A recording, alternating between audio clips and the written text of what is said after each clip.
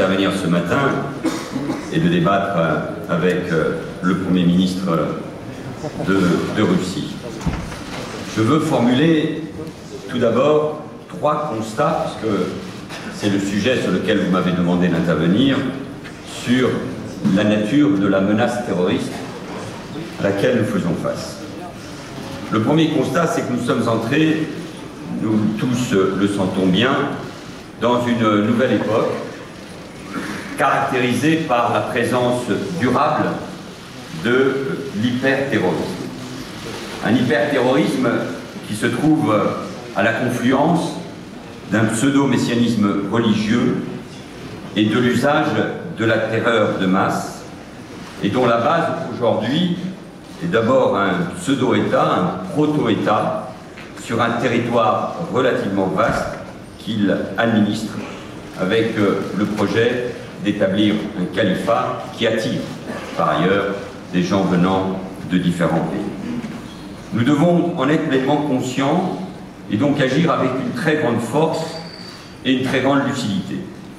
Et je le redis devant vous, comme je le dis à mes concitoyens, nous avons changé d'époque, nous avons changé de monde. Au fond, en Europe et en France, après les attentats de janvier et de novembre, nous sommes sortis d'une forme d'insouciance pour entrer dans une époque marquée par le fait que nous sommes en guerre, parce que le terrorisme nous fait la guerre.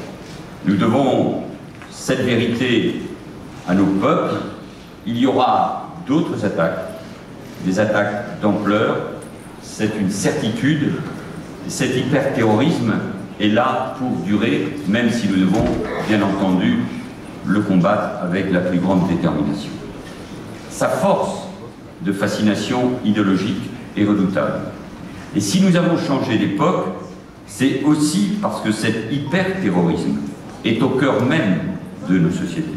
J'avais évoqué fin 2012, quand j'étais ministre de l'Intérieur, le fait que nous faisions face à un ennemi extérieur, nous combattons, mais aussi, d'une certaine manière, à un ennemi intérieur. Il y a aujourd'hui plus de 1000 Français ou résidents en France qui sont dans les filières djihadistes liées à l'État islamique. Il y a des milliers de jeunes en France qui sont radicalisés, qui n'ont pas succombé aujourd'hui au terrorisme, mais qui sont radicalisés par cette idéologie. Il y a aujourd'hui de nombreuses femmes également dans ces réseaux. Et il faut noter qu'en France, plus d'un tiers des départs vers la Syrie concernent des personnes converties sans aucun lien préalable avec l'islam. Le deuxième constat, c'est que cette menace est globale. La France a payé un très lourd tribut au cours de l'année écoulée, mais elle n'est bien sûr pas la seule visée. L'hyperterrorisme djihadiste touche aussi bien les pays de culture, de confession musulmane, qui sont d'ailleurs numériquement, on l'oublie trop souvent, les premières victimes du terrorisme, que les sociétés occidentales, ou même les nouvelles économies émergentes. Les attaques de ces dernières semaines au Burkina Faso, au Mali, à Istanbul, à Jakarta, à San Bernardino, la tragédie de l'Airbus russe dans le ciel égyptien ont rappelé cette évidence. Aucun pays, aucun continent n'est à l'abri. Et le dernier bilan connu pour 2014 faisait état d'environ 40 000 morts liés au terrorisme dans 93 pays. Les groupes djihadistes s'attaquent aux structures étatiques fragiles sur fond de chaos et de vide politique.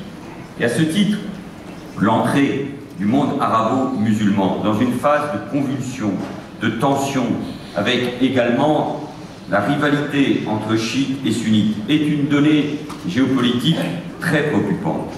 La France est également particulièrement soucieuse de la stabilité des États d'Afrique de l'Ouest, qui sont directement ciblés. Le troisième constat, c'est que c'est une guerre d'un nouveau type qui nous a été déclarée, une guerre asymétrique, une guerre contre un ennemi qui ne reconnaît ni État, ni frontières, mais aussi un ennemi qui ne reconnaît aucune règle, avec lequel aucune discussion n'est envisageable. Avec le terrorisme djihadiste, notamment celui de Daesh, de l'État islamique, aucune diplomatie n'est possible. Nous avons face à nous un ennemi qu'il faut combattre sans relâche jusqu'à son éradication. Et le combat sera de longue haleine. Une fois ces trois constats trop rapidement posés, quelle réponse devons-nous mettre en œuvre? Il y a bien sûr une réponse immédiate. Le combat militaire contre Daesh et Al-Qaïda pour les frapper au cœur de leur bastion, là où se préparent par ailleurs les attaques dirigées contre nos pays. Cette guerre nous concerne tous, doit tous nous mobiliser et doit être dirigée contre tous les mouvements djihadistes. Jean-Yves Le Drian, le ministre de la Défense, le rappelait ici même hier. Quelques premiers commentaires, si vous le permettez, sur la situation de la Syrie, alors que les flots de migrants arrivant vers l'Europe soulignent l'urgence qu'il y a à agir. La solution ne peut pas être seulement militaire. Il nous faut organiser au plus vite la transition vers une paix durable, vers la réconciliation. Et organiser, parce que nous savons que ce processus sera particulièrement long, et organiser donc sans attendre un cessez-le-feu réel. Et sans attendre aussi organiser le secours humanitaire aux populations assiégées. L'accord discuté hier ici même à Munich en vue d'une cessation des hostilités est une étape qu'il faut saluer, mais qu'il faut maintenant, d'urgence, concrétiser. Seuls les faits pourront parler. Et je le dis aussi sans aucune ambiguïté et en confiance à Dimitri Medvedev, la France respecte la Russie et ses intérêts, et nos présidents dialoguent régulièrement. Mais nous savons que pour retrouver la voie de la paix, de la discussion, les bombardements des populations civiles doivent cesser. La réponse immédiate, c'est aussi accroître nos efforts en matière de sécurité et de défense. C'est particulièrement vrai pour les pays européens qui ont cru pouvoir engranger les dividendes de la paix. C'était cela le projet européen, la paix. Il nous faut, et c'est une évidence, réinvestir dans les moyens humains et matériels de nos forces de sécurité, de nos services de renseignement, de nos moyens militaires, et mieux les coordonner. Nous avons pris en France dès 2012, puis en 2013 avec notre intervention pour sauver le Mali de l'emprise terroriste et djihadiste. Et avant même les attentats de janvier 2015, nous avons déjà pris des décisions fortes en ce sens.